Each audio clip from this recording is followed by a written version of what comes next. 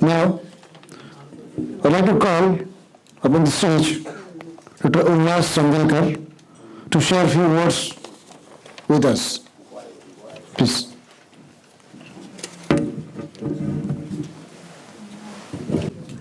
Good afternoon to everyone.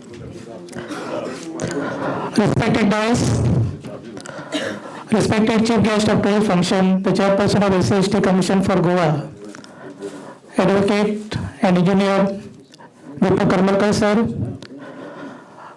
the Chairman of this entire conference, Justice Lokesh Sarji, the personality we have honored guest, Advocate Mona Ansari ji, respected dignitaries on the dais, off the dais, and all my colleagues, friends, and team of National Human Rights Justice Commission. First of all, I would like to request everyone to give big hand to the main organizer, Dr. Akhilesh Kumar, for his tremendous effort to organize this workshop, because by profession he is a radiologist, and the busy schedule of doctors, especially the person working as a radio diagnosis, then to the entire team. And I request everyone, all the audience and everyone, to invite and to welcome all the delegates who have come to Goa across the country. So I would like to give big hand to all the dignitaries, all the delegates who are sitting in this hall. I know on the behalf of Goa, I welcome you, sir, everyone, the people sitting on the dais. And I know some people might be uncomfortable because of the stay, because of the various reasons, because we were just talking.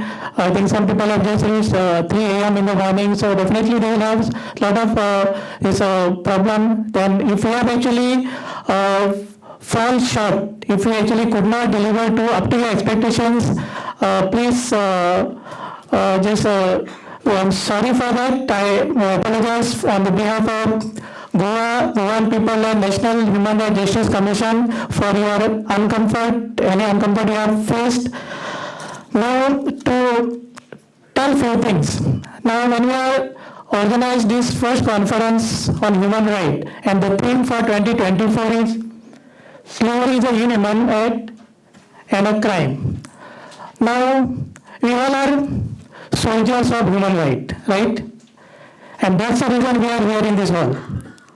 Any person who is talking in any against any injustice, there is a person who is actually the human rights soldier.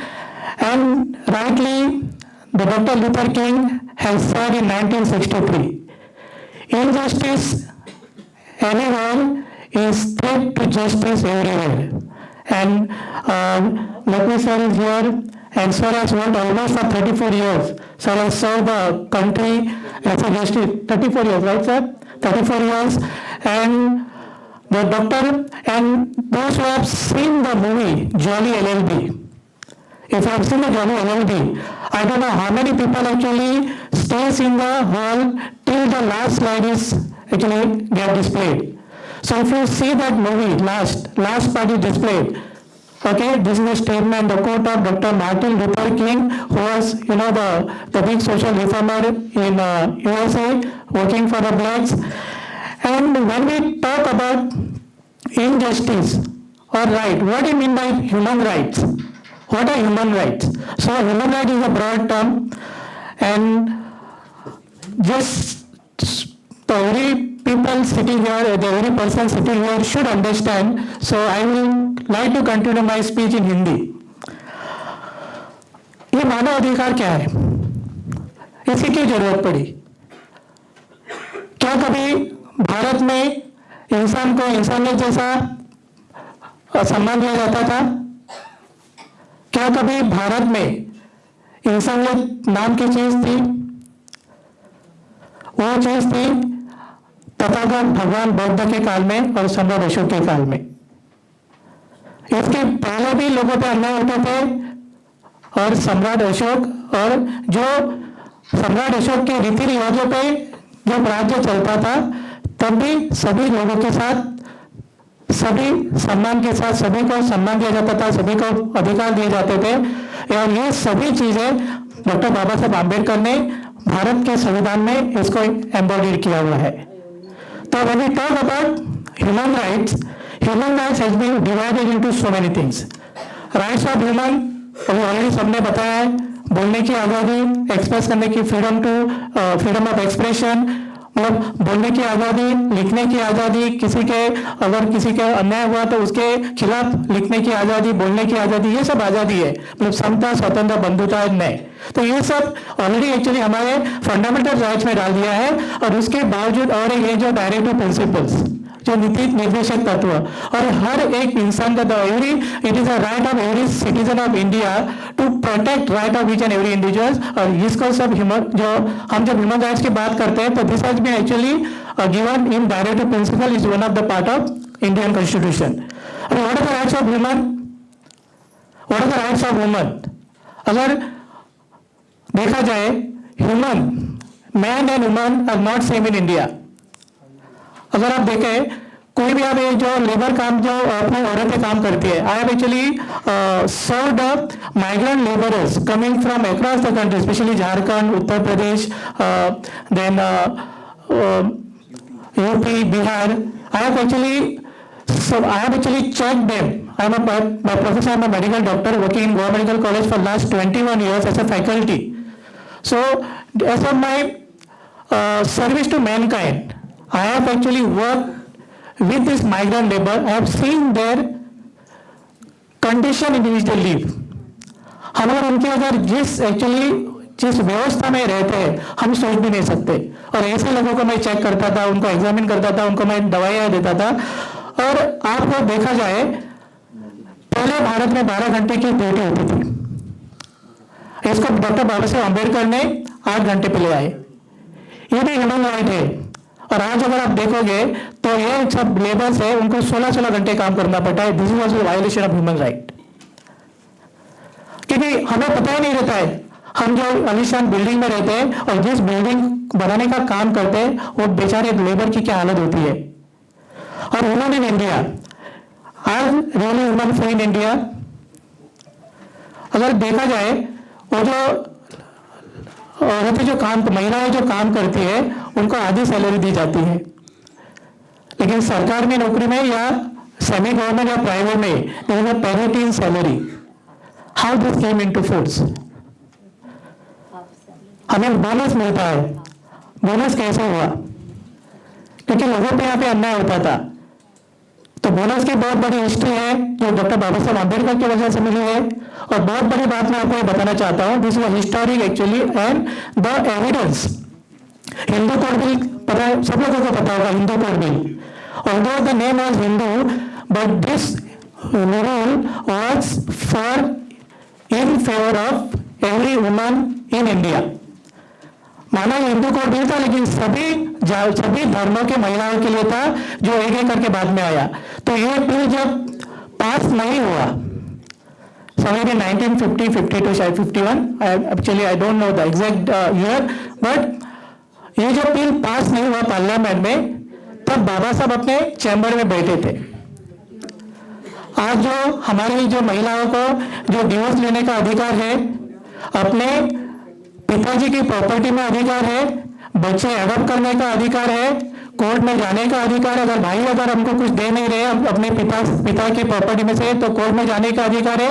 ये सब अधिकार doctor B.R. Ambedkar ने Hindu code bill में डाल दिए थे। और जब ये बिल जब पास हुआ नहीं, इसमें गवर्नमेंट पॉलिसी तब के गवर्नमेंट ने सपोर्ट नहीं किया, इसलिए बिल पास नहीं हुआ। और doctor B.R. Ambedkar was sitting in his chamber, he was disappointed. तो बाहर कुछ औरतें डॉक्टर बाबा साहब अम्बेडकर के खिलाफ घोषणा दे रहे थे कि डॉक्टर B.R. अम्बेडकर मुर्दाबाद, डॉक्टर B.R. अम्बेडकर मुर्दाबाद। तो बाबा साहब ने अपने पीए को कहा कि उन औरतों को सम्मान के साथ वो अंदर ले आइए। जब ये औरतें जब अंदर आई, डॉक्टर B.R. अम्बेडकर के चैम्बर में आई, तो सभी औरतें जो इनके खिलाफ जो घोषणा दे रही थी, सब औरतें बाबा साहब के पैर का हाथ लगा के रोने लगी। बाबा साहब ने भी पूछा था, मैं तो आपके हक के अधिकार के लिए लड़ रहा हूं, तो आप मेरे खिलाफ क्यों घोषणा दे रहे हैं? I am actually fighting for your own rights, why you actually shouting slogans against me? तो तब जाके औरतों ने कहा कि हमारे सभी मर्दों ने कहा है, अगर आज आप डॉक्टर बाबा साहब अम्बेडकर के खिलाफ अगर घोषणा नहीं देंगे तो आपको आज घर में आने नहीं देंगे। इस तरह की घटना भारत में होती है। This is evidence, historical evidence, कि जो शख्स औरतों के लिए लड़ते थे, आज हमारी भारत की औरतों को पता ही नहीं है। हमारे भारत में बहुत बड़ा त्योहार माना जाता है रक्षाबंधन, लेकिन बहुत दुख के साथ कहना पड़ता है कि ज्यादातर रेप भारत में ही होते हैं। Instead of celebrating Rakshabandhan, we suppose to protect your own sister, लेकिन सब हम कहते हैं कि जब हम प्रतिज्ञा पढ़ते हैं, भारत मेरा देश है, सभी भारतीय मेरे बहन और भाई है, लेकिन आर वी रियली, हम क्या सही मायने में इसको हम इंप्लीमेंट करते हैं अपने लाइफ में? लेकिन जब कुछ देने की बात आती है, so we see the tree, कौन कौन से पंथ से आता है, कौन कौन से धर्म से आता है, कौन कौन सी जाति से आता है। So that's what, this is a violation of human right, this is not. So ये सब बहुत सारी बातें हैं कि जब तक हम इसको नहीं समझेंगे तब तक we are not actually, we will not able to give justice to mankind. Now what is the rights of industrial labour? Industrial labour क्या, आप बहुत सारे देखते होंगे कि जो मस्टर्ड रोल जो साइन करते हैं, जो सैलरी उनको जो दी जाती है, जो सैलरी एक्चुअली पे की जो उनको मिलती है और पे की जाती है, तो डेफिनेटली डिस्पैरिटी, कहीं ना कहीं इसमें कटौती होती है। ये क्या ह्यूमन राइट्स का वायलेशन नहीं है? ये भी तो गुलामी है। और सबसे ज्यादा एजुकेशन, बहुत सारे लोग कहते हैं कि रोटी कपड़ा मकान, लेकिन मेरा मानना कुछ अलग ही है। रोटी कपड़ा मकान is not definitely important, but more important is education. हमारे पुरखे फटा सही लेकिन पहनते थे। हमारे पास आलीशान घर रहने की झोपड़ी तो थी, खाना कुछ तो खाते थे, मतलब एक तो चपाती ली तो आधी चपाती खाते थे, तो रोटी भी थी, कपड़ा भी था, मकान था। लेकिन हम इस मकान तक कब पहुंचे? क्या यह मकान हमारे पास 1950 के पहले था और आज क्यों है? और ये इसका सबका आंसर है एजुकेशन। रोटी कपड़ा मकान आपको शिक्षा शायद नहीं दे सकता, लेकिन शिक्षा डेफिनेटली आपको पीने की चीजें दे सकते हैं। रोटी कपड़ा मकान आपको शायद शिक्षा न दे पाए, लेकिन शिक्षा आपको ये सब चीजें देती है। That is actually the importance of Indian constitution and the right that has been embodied in constitution of India by doctor B R Ambedkar. हम जब राइट्स की बात करते हैं, व्हाट आर एक्चुअली राइट्स? मतलब इंसान को सही शिक्षा देना, सही घर देना, और when does this slavery starts? जब आप किसी को मुफ्त में कुछ देते हो, that is the beginning of slavery। क्योंकि इंसान की जो क्या कहते हैं उसको, काम करने की क्षमता को मार देते हो। You kill the potential of working, striving for himself or herself। आप जब कुछ, अब देखो बच्चों को अगर सब कुछ अगर दे रहे हो आप, तो बच्चे बिगड़ जाते हैं। जब आप बच्चों को बोल देंगे कि आपको ये सब खुद करके कमाना है, सब जो कुछ आपको चाहिए आप खुद, हम सपोर्ट करेंगे, आप खुद ये सब आपको आपके लिए बनाना है। If you give each and everything to child, the child will definitely get spoil. तो हम अगर सब हम फ्री में दे दे तो एक दिन आएगा कि हम गुलामी की ओर बढ़ रहे हैं। और आजकल जो हो रहा है, definitely we are heading towards the slavery. देखो अगर कुछ बोल रहे हैं किसी के खिलाफ, that means your right to expression has been violated। अगर आप लिख रहे हैं, आपके ऊपर एक्शन हो रही है, that your right to actually express is violated।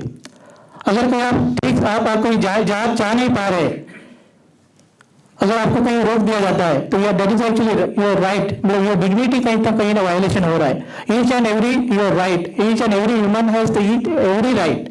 मतलब जो शिक्षा ये सब दे सकती है, provided the education has to be percolated to each and every individuals। बहुत सारी आज अगर हमेशा मैं कहता हूं, अगर इंडियन कॉन्स्टिट्यूशन नहीं होता तो भारत की महिलाओं का क्या होता? बहुत सारी महिलाओं को पता ही नहीं है। अगर इंडियन कॉन्स्टिट्यूशन नहीं होता तो भारत की महिलाओं को क्या होता? मलबार हिल्स में उस वक्त, मलबार हिल्स मतलब मैंगलोर की एरिया, उस वक्त महिलाओं को ऊपर कोई कपड़ा पहनने की इजाजत नहीं थी। मैंगलोर के एरिया में महिलाओं को मतलब ऊपर मतलब कपड़ा पहनने की अनुमति नहीं थी। और भारत में कुछ ऐसे एरियाज थे, अगर कोई हाईकाश अगर गुजर रहा हो तो महिलाओं को अपने ऊपर के शरीर के कपड़े निकालने पड़ते। ये सब चीजें हैं। और अब अगर हम लोग नहीं जागे भारत के लोग, तो ये सब चीजें वापस आने वाली है। So I think again I would like to give big thanks to Dr. Akhilesh Kumar for organizing such a beautiful this conference just to re-aware the people. मैं हमेशा कहता हूँ एक नया टर्म कॉइन किया मैंने, सोशल लिटरेसी। लिटरेसी का नाम सबको पता है कि पढ़ना लिखना एक भी, ये लिटरेसी हो गई एजुकेशन लिटरेसी। सोशल लिटरेसी का मतलब क्या है? पढ़े लिखे इंसान को वो जिस समाज से आया उस समाज के प्रति जागरूकता का काम करना है, इसके बारे में उनको बोलना है। ये है सोशल लिटरेसी। क्योंकि हमारे बहुत सारे लोग पढ़े लिखे पढ़ लिख कर बहुत हो गए, लेकिन उन इंसान को नहीं पढ़ रहे जिनकी वजह से वो पढ़ रहे। People actually have studied a lot, but they have not studied the people who are responsible for his own studies. तो बहुत सारी चीजें हैं, टाइम बहुत कम है, so I will not take your much time. First of at the outset, I would like to again thank Dr. Akhilesh Kumar and his team for giving me opportunity to share my views here, and I also thank each and everyone here for listening. Thank you. Jai Bharat.